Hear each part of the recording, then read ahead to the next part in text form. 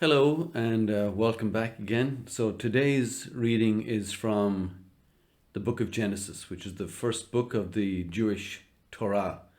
There are 5 books, as you know, in the Torah: Genesis, Exodus, Leviticus, Numbers, Deuteronomy. So this is the first one, Genesis. I'm going to read for about 35 to 40 minutes. And I'm reading from the Good News Bible. There you go, that's the one. And so here we go. This is Genesis, first book of the Bible, chapter 1. In the beginning, when God created the universe, the earth was formless and desolate. The raging ocean that covered everything was engulfed in total darkness, and the Spirit of God was moving over the water. Then God commanded, "Let there be light," and light appeared. God was pleased with what he saw. Then he separated the light from the darkness, and he named the light day and the darkness night. Evening passed and morning came. That was the first day. Then God commanded, "Let there be a dome to divide the water and to keep it in 2 separate places." And it was done. So God made a dome, and it separated the water under it from the water above it. He named the dome Sky. Evening passed and morning came. That was the second day. Then God commanded, "Let the water below the sky come together in one place, so that the land will appear." And it was done.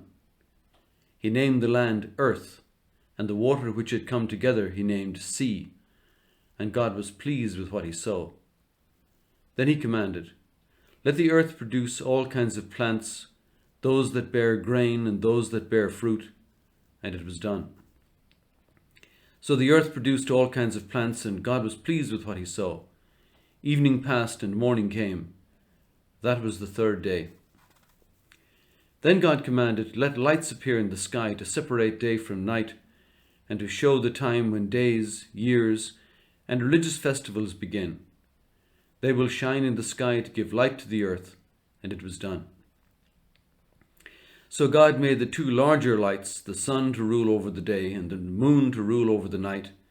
He also made the stars. He placed the lights in the sky to shine on the earth, to rule over the day and the night, and to separate light from darkness. And God was pleased with what he saw. Evening passed and morning came, and that was the 4th day. Then God commanded, "Let the water be filled with many kinds of living beings, and let the air be filled with birds." So God created the great sea monsters, all kinds of creatures that live in the water, and all kinds of birds. And God was pleased with what he saw. He blessed them all and told the creatures that live in the water to reproduce and to fill the sea, and he told the birds to increase in number. Evening passed and morning came, and that was the 5th day. Then God commanded, "Let the earth produce all kinds of animal life, domestic and wild, large and small," and it was done. So God made them all, and he was pleased with what he saw. Then God said, "And now we will make human beings. They will be like us and resemble us. They will have power over the fish, the birds, and all animals, domestic and wild, large and small." So God created human beings, making them to be like himself. He created them male and female, blessed them, and said, "Have many children, so that your descendants will live all over the earth and bring it under their control. I am putting you in charge of the fish, the birds, and all the wild animals. I have provided all kinds of grain and all kinds of fruit for you to eat. But for all the wild animals and for all the birds I have provided grass and leafy plants for food." And it was done. God looked at everything he had made, and he was very pleased. Evening passed and morning came. That was the 6th day.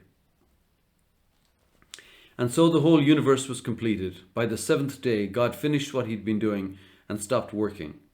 He blessed the 7th day and set it apart as a special day, because by that day he completed his creation and stopped working. And that is how the universe was created.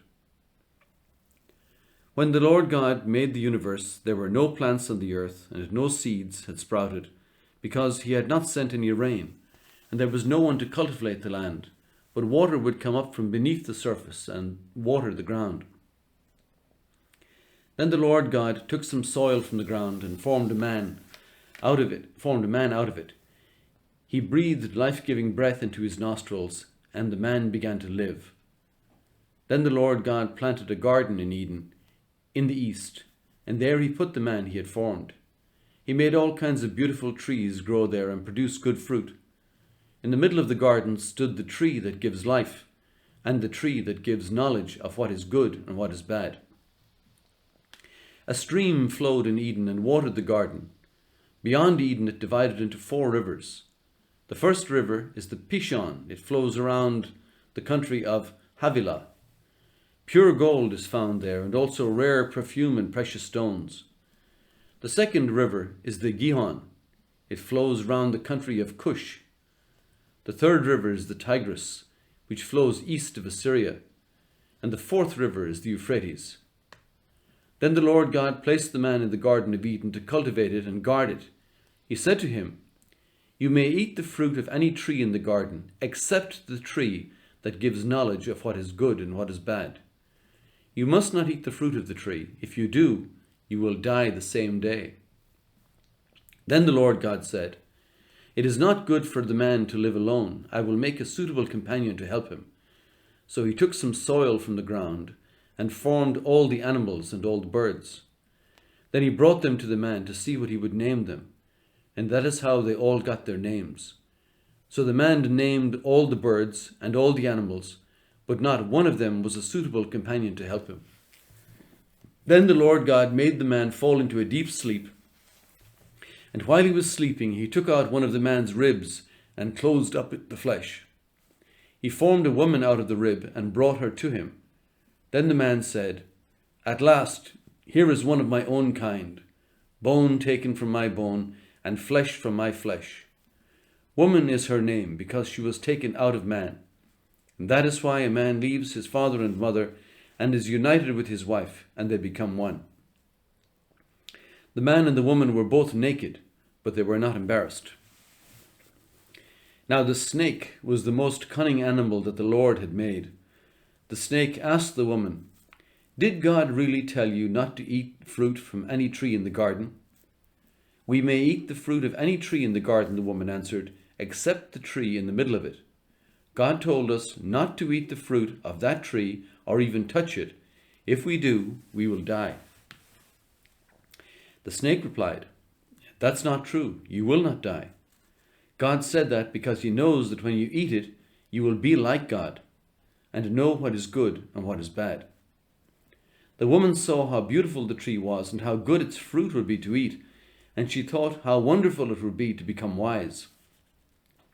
So she took some of the fruit and ate it. Then she gave some to her husband, and he also ate it. As soon as they had eaten it, they were given understanding and realized that they were naked. So they sewed fig leaves together and covered themselves. That evening they heard the Lord God walking in the garden, and they hid from him among the trees. But the Lord God called out to the man, "Where are you?" He answered, "I heard you in the garden. I was afraid and hid from you, because I was naked." "Who told you that you were naked?" God asked. "Did you eat the fruit that I told you not to eat?" The man answered, "The woman you put here with me gave me the fruit, and I ate it." The Lord God asked the woman, "Why did you do this?" She replied, "The snake tricked me into eating it." Then the Lord God said to the snake, "You will be punished for this. You alone of all the animals must bear this curse. From now on you will crawl on your belly, and you will have to eat dust as long as you live. I will make you and the woman hate each other. Her offspring and yours will always be enemies. Her offspring will crush your head, and you will bite her offspring's heel." And he said to the woman, "I will increase your trouble in pregnancy and your pain in giving birth. In spite of this, you will still have desire for your husband, yet you will be subject to him." And he said to the man, "You listened to your wife and ate the fruit which I told you not to eat. Because of what you have done, the ground will be under a curse. You will have to work hard all your life to make it produce enough food for you. It will produce weeds and thorns, and you will have to eat wild plants. You will have to work hard and sweat to make the soil produce anything until you go back to the soil from which you were formed. You are made from soil, and you will become soil again. Adam named his wife Eve because she was the mother of all human beings, and the Lord God made clothes out of animal skins for Adam and his wife, and he clothed them. Then the Lord God said, "Now the man has become like one of us, and has knowledge of what is good and what is bad. He must not be allowed to take fruit from the tree that gives life, eat it, and live forever." So the Lord God sent him out of the garden and made him cultivate the soil from which he had been formed. Then at the east side of the garden he put living creatures and a flaming sword which turned in all directions. This was to keep anyone from coming near the tree that gives life. Then Adam had intercourse with his wife, and she became pregnant. She bore a son and said, "By the Lord's help I have acquired a son." So she named him Cain. Later she gave birth to another son, Abel. Abel became a shepherd, but Cain was a farmer. After some time, Cain brought some of his harvest and gave it as an offering to the Lord. Then Abel brought the first lamb born to one of his sheep, killed it, and gave the best parts of it as an offering. The Lord was pleased with Abel and his offering, but he rejected Cain and his offering. Cain became furious, and he scowled in anger. Then the Lord said to Cain, "Why are you angry? Why that scowl on your face? If you had done the right thing, you would be smiling, but because you have done evil, sin is crouching at your door. It wants to rule you, but you must overcome it." Then Cain said to his brother Abel, "Let's go out into the fields." When they were out in the fields, Cain turned on his brother and killed him. The Lord asked Cain, "Where is your brother Abel?" He answered, "I don't know. Am I supposed to take care of my brother?" Then the Lord said, "Why have you done this terrible thing? Your brother's blood is crying out to me from the ground, like a voice calling for revenge. You are placed under a curse and can no longer form the soil. It has soaked up your brother's blood, as if it had opened its mouth to receive it when you killed him. If you try to grow crops, the soil will not produce anything. You will be a homeless wanderer on the earth." And Cain said to the Lord, "This punishment is too hard for me to bear. You are driving me off the land and away from your presence. I will be a homeless wanderer on the earth, and anyone who finds me will kill me." But the Lord answered, "No. If anyone kills you, 7 lives will be taken in revenge." So the Lord put a mark on Cain to warn anyone who met him not to kill him. And Cain went away from the Lord's presence and lived in a land called Wandering, which is east of Eden. Cain and his wife had a son and named him Enoch. Then Cain built a city and named it after his son. Enoch had a son named Irad, who was the father of Mehujael, and Mehujael had a son named Methusael, who was the father of Lamech. Lamech had 2 wives, Ada and Zillah. Ada gave birth to Jabal, who was the ancestor of those who raise livestock and live in tents. His brother was Jubal, the ancestor of all musicians who play the harp and the flute. Zillah gave birth to Tubal, Cain, who made all kinds of tools out of bronze and iron. The sister of Tubal-Cain was Naamah. Lamech said to his wives, "Ada and Zillah, listen to me. I have killed a young man because he struck me. If 7 lives are taken to pay for killing Cain, 77 will be taken if anyone kills me." Adam and his wife had another son. She said, "God has given me a son to replace Abel, whom Cain killed." So she named him Seth. Seth had a son whom he named Enosh. It was then that people began using the Lord's holy name in worship. This is the list of the descendants of Adam. When God created human beings, he made them like himself. He created them male and female, blessed them, and named them humanity. When Adam was 130 years old, he had a son who was like him, and he named him Seth. After that, Adam lived another 800 years. He had other children and died at the age of 930. When Seth was 105, he had a son, Enosh. He then lived another 807 years. He had other children and died at the age of 912. When Enosh was 90, he had a son, Kenan, and then lived another 815 years.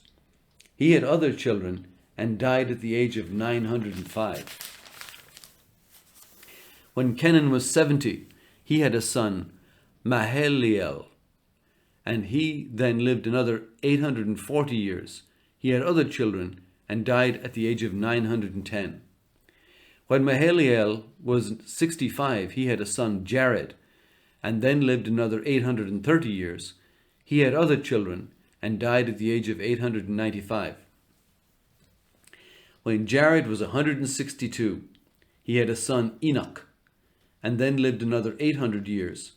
He had other children and died at the age of 962. When Enoch was 65, he had a son, Methuselah. After that, Enoch lived in fellowship with God for 300 years and had other children. He lived to be 365 years old. He spent his life in fellowship with God and then disappeared because God took him away. When Methuselah was 187, he had a son, Lamech, and then lived another 782 years. He had other children and died at the age of 969. When Lamech was 182, he had a son, and said, "From the very ground on which the Lord put a curse, this child will bring us relief from all our hard work." So he named him Noah. Lamech lived another 595 years. He had other children and died at the age of 777. After Noah was 500 years old, he had 3 sons, Shem, Ham, and Japheth. When the human race had spread all over the world and daughters were being born, some of the heavenly beings saw these young women were beautiful, so they took the ones they liked. Then the Lord said, "I will not allow people to live forever. They are mortal. From now on they will live no longer than 120 years. In those days, and even later, there were giants on the earth, who were descendants of human women and the heavenly beings. They were the great heroes and famous men of long ago. When the Lord saw how wicked everyone on earth was and how evil their thoughts were all the time, he was sorry he had ever made them and put them on the earth. He was so filled with regret that he said, "I will wipe out these people I have created, and also the animals and the birds, because I am sorry that I made any of them." But the Lord was pleased with Noah. This is the story of Noah. He had 3 sons, Shem, Ham, and Japheth. Noah had no faults and was the only good man of his time. He lived in fellowship with God, but everyone else was evil in God's sight, and violence had spread everywhere. God looked at the world and saw that it was evil, for the people were all living evil lives. God said to Noah, "I have decided to put an end to the whole human race. I will destroy them completely because the world is full of their violent deeds. Build a boat for yourself out of good timber. Make rooms in it and cover it with tar inside and out. Make it 135 meters long, 22 meters wide, and 13 meters high. Make a roof for the boat and leave a space for 44 centimeters between the roof and the sides. Build it with 3 decks and put a door in the side. I am going to send a flood on the earth to destroy every living being. Everything on the earth will die, but I will make a covenant with you. Go into the boat with your wife, your sons, and their wives. Take into the boat with you a male and a female of every kind of animal and of every kind of bird in order to keep them alive. Take along all kinds of food for you and for them." Noah did everything that God commanded. The Lord said to Noah, "Go into the boat with your whole family. I have found that you are the only one in the world who does what is right. Take with you 7 pairs of each kind of ritually clean animal, but only 1 pair of each kind of unclean animal. Take in also 7 pairs of each kind of bird. Do this so that every kind of animal and bird will be kept alive to reproduce again on the earth. 7 days from now I am going to send rain that will fall for 40 days and nights, in order to destroy all the living beings that I have made." And Noah did everything that the Lord commanded. Noah was 600 years old when the flood came on the earth. He and his wife and his sons and their wives went into the boat to escape the flood. A male and a female of every kind of animal and bird, whether ritually clean or unclean, went into the boat with Noah, as God had commanded. 7 days later, the flood came. When Noah was 600 years old, on the 17th day of the second month, all the outlets of vast body of water beneath the earth burst open. All the floodgates of the sky were opened, and rain fell on the earth for 40 days and nights. On that same day, Noah and his wife went into the boat with their 3 sons, Shem, Ham, and Japheth, and their wives.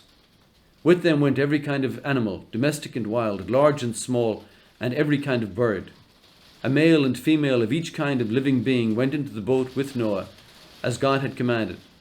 Then the Lord shut the door behind Noah. The flood continued for 40 days, and the water became deep enough for the boat to float. The water became deeper, and the boat drifted on the surface. It became so deep that it covered the highest mountains. It went on rising until it was about 7 meters above the tops of the mountains. Every living being on the earth died, every bird, every animal, and every person. Everything on earth that breathed died. The Lord destroyed all living beings on the earth, human beings, animals, and birds. The only ones left were Noah and those who were with him in the boat. The water did not start going down for 150 days. God had not forgotten Noah and all the animals with him in the boat. He caused a wind to blow, and the water started going down. The outlets of the water beneath the earth and the floodgates of the sky were closed. The rain stopped, and the water gradually went down for 150 days. On the 17th day of the 7th month, the boat came to rest on a mountain in the Ararat range. The water kept going down, and on the first day of the 10th month, the tops of the mountains appeared. After 40 days, Noah opened a window and sent out a raven. It did not come back, but kept flying around until the water was completely gone. Meanwhile, Noah sent out a dove to see if the water had gone down, but since the water still covered all the land, the dove did not find a place to alight. It flew back to the boat, and Noah reached out and took it in. He waited another 7 days and sent out the dove again. It returned to him in the evening with a fresh olive leaf in its beak. So Noah knew that the water had gone down. Then he waited another 7 days and sent out the dove once more. This time it did not come back. When Noah was 601 years old, on the first day of the first month, the water was gone. Noah removed the covering of the boat, looked around, and saw that the ground was getting dry. By the 27th day of the 2nd month, the earth was completely dry. God said to Noah, "Go out of the boat with your wife, your sons, and their wives. Take all the birds and animals out with you, so that they may reproduce and spread over all the earth." So Noah went out of the boat with his wife, his sons, and their wives. All the animals and birds went out of the boat in groups of their own kind. Noah built an altar to the Lord. He took one of each kind of ritually clean animal and bird, and burnt them whole as a sacrifice on the altar. The odor of the sacrifice pleased the Lord, and he said to himself, "Never again will I put the earth under a curse because of what people do. I know that from the time they are young their thoughts are evil. Never again will I destroy all living beings as I have done this time. As long as the world exists, there will be a time for planting and a time for harvest. There will always be cold and heat, summer and winter, day and night." God blessed Noah and his sons and said, "Have many children so that your descendants will live all over the earth. All the animals and birds and fish will live in fear of you. They are all placed under your power. Now you can eat them as well as green plants. I give them all to you for food. The one thing you must not eat is meat with blood still in it. I forbid this because the life is in the blood. If anyone takes human life, he will be punished.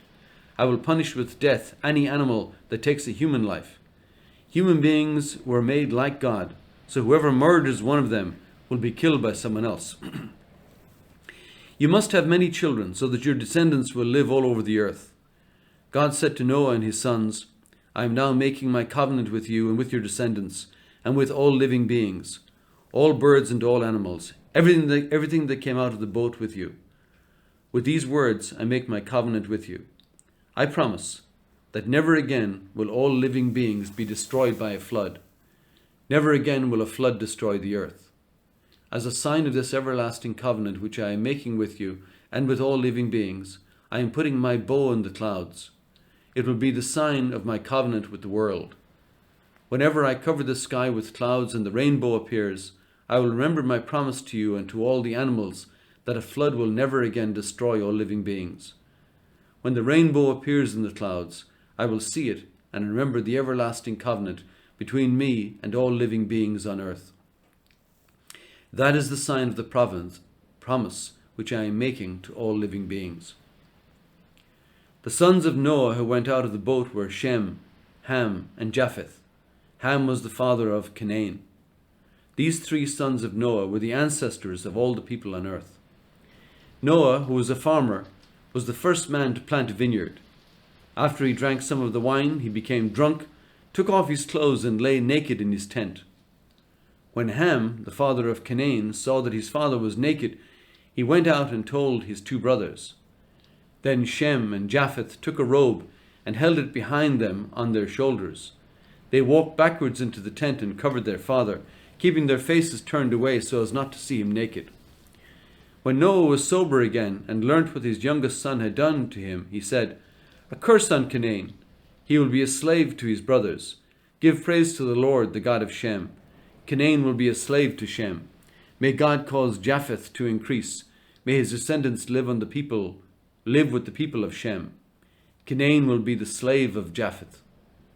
After the flood, Noah lived for 350 years and died at the age of 950. These are the descendants of Noah's sons, Shem, Ham, and Japheth. These three had sons after the flood. The sons of Japheth, Gomer, Magog, Madai, Javan, Tubal, Meshech, and Tiras, were the ancestors of the peoples who bear their names. The descendants of Gomer were the people of Ashkenaz, Riphath, and Togarmah. The descendants of Javan were the people of Elisha, Spain, Cyprus, and Rhodes. They were the ancestors of the people who live along the coast and on the islands. These are the descendants of Japheth, living in their different tribes and countries, each group speaking its own language.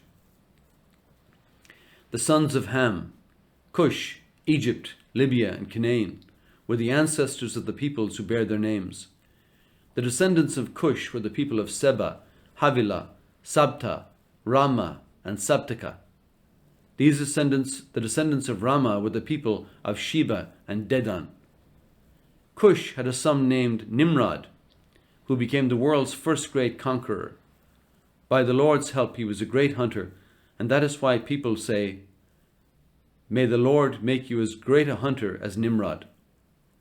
At first, his kingdom included Babylon, Erech, and Akkad, all three of them in Babylonia. From that land he went to Assyria and built the cities of Nineveh, Rehoboth, Ir, Calah, and Rezin, which is between Nineveh and the great city of Calah. The descendants of Egypt were the people of Lydia, Anam, Lehab, Naphtuh, Patros, Caslo, and of Crete, from whom the Philistines were descended. Canaan's sons, Sidon the eldest, and Heth, were the ancestors of the people who bear their names. Canaan was also the ancestor of the Jebusites, the Amorites, the Gigashites, and the Hivites, the Archites and Sinites, the Arvadites, the Zemarites, and the Hamathites. The different tribes of the Canaanites spread out until the Canaanite borders reached from Sidon southwards to Gerar near Gaza, and eastwards to Sodom, Gomorrah, Admah, and Zeboim near Lasha. These are the descendants of Ham, living in their different tribes and countries, each one speaking its own language. Shem, the elder brother of Japheth, was the ancestor of all the Hebrews. Shem's son, Elam, Ashur, and Arpachshad, Lud, and Aram were the ancestors of the people who bear their names. The descendants of Aram were the people of Uz, Hul, Gether, and Meshech, Arpachshad was the father of Shelah, who was the father of Eber. Eber had 2 sons. One was named Peleg, because during his time the people of the world were divided, and the other was named Joktan.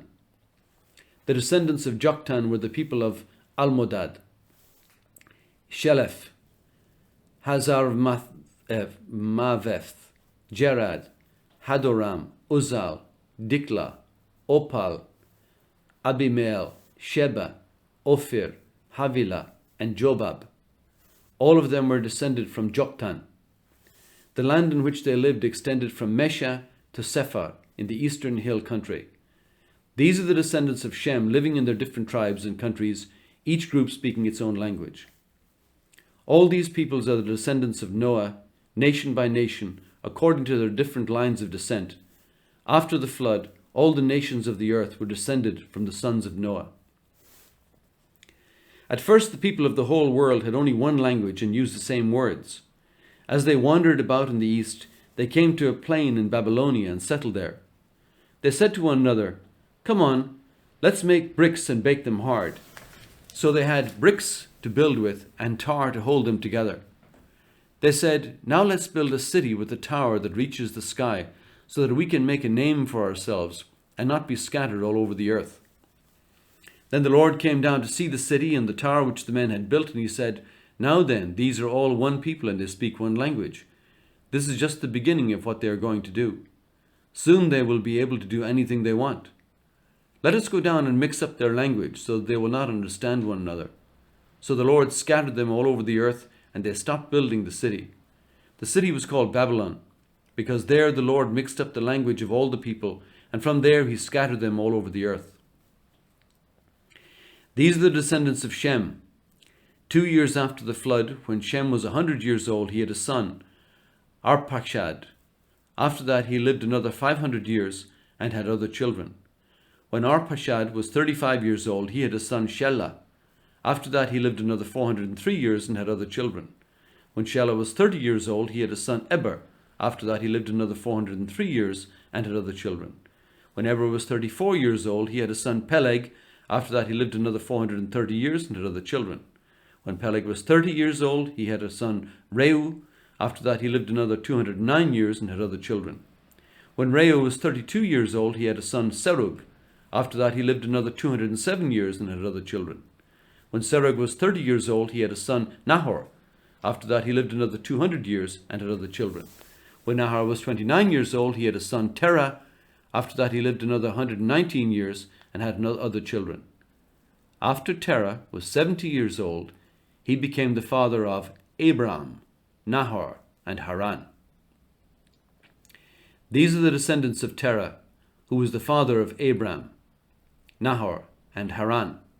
Haran was the father of Lot, and Haran died in his native city, Ur in Babylonia, while his father was still living.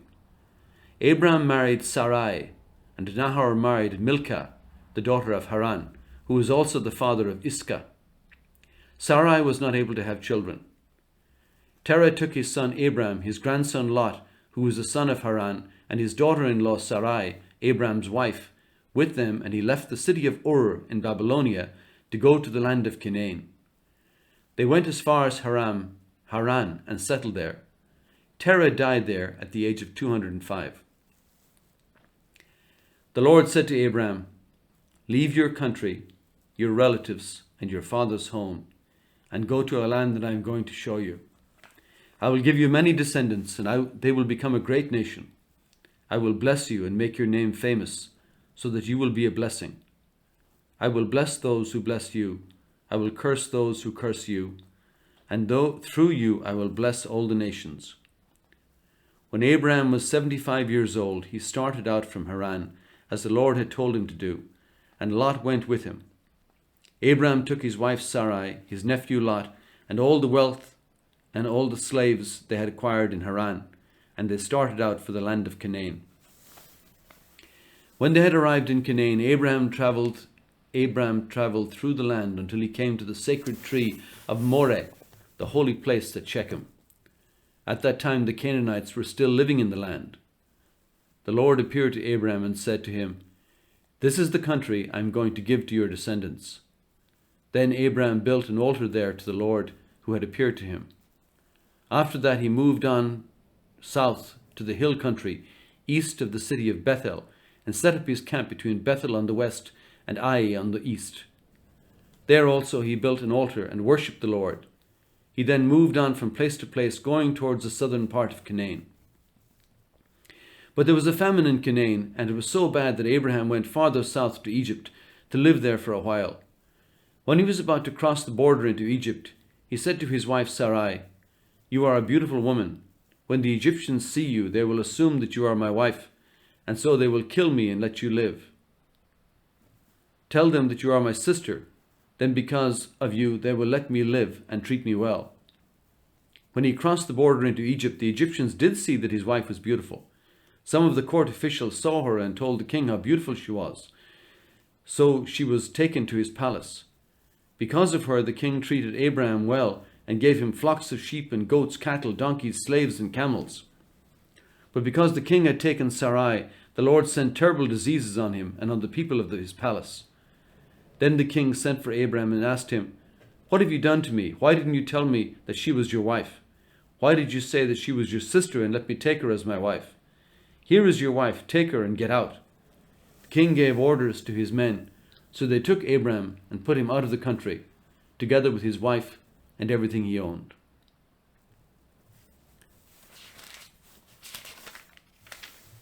Abraham went north out of Egypt to the southern part of Canaan with his wife and everything he owned, and Lot went with him. Abraham was a very rich man with sheep, goats, and cattle, as well as silver and gold. Then he left there and moved from place to place, going towards Bethel. He reached the place between Bethel and Ai, where he had camped before and had built an altar. There he worshipped the Lord. Lot also had sheep, goats, and cattle, as well as his own family and servants. And so there was not enough pasture land for the two of them to stay together, because they had too many animals. So quarrels broke out between the men who took care of Abraham's animals and those who took care of Lot's animals. At that time the Canaanites and the Perizzites were still living in the land. Then Abraham said to Lot, "We are relatives, and your men and my men shouldn't be quarreling. So let's separate. Choose any part of the land you want. You go one way, and I'll go the other." Lot looked around and saw that the whole Jordan Valley, all the way to Zoar, had plenty of water, like the garden of the Lord, or like the land of Egypt. This was before the Lord had destroyed the cities of Sodom and Gomorrah. So Lot chose the whole Jordan Valley for himself and moved away towards the east. That is how the two men parted. Abraham stayed in the land of Canaan, and Lot settled among the cities of the valley and camped near Sodom, whose people were wicked and sinned against the Lord. After Lot had left, the Lord said to Abraham, "From where you are, look carefully in all directions. I am going to give you and your descendants all the land that you see, and it will be yours forever. I am going to give you so many descendants that no one will be able to count them all. It will be as easy to count all the specks of dust on earth. Now go and look over the whole land, because I am going to give it all to you." So Abraham moved his camp and settled near the sacred trees of Mamre at Hebron, and there he built an altar to the Lord. And that is the first 13 chapters of the book of Genesis from the Torah. Okay, so we might maybe start with 14 tomorrow. We'll see how we do. Okay, bye for now. And remember, only kindness will save us.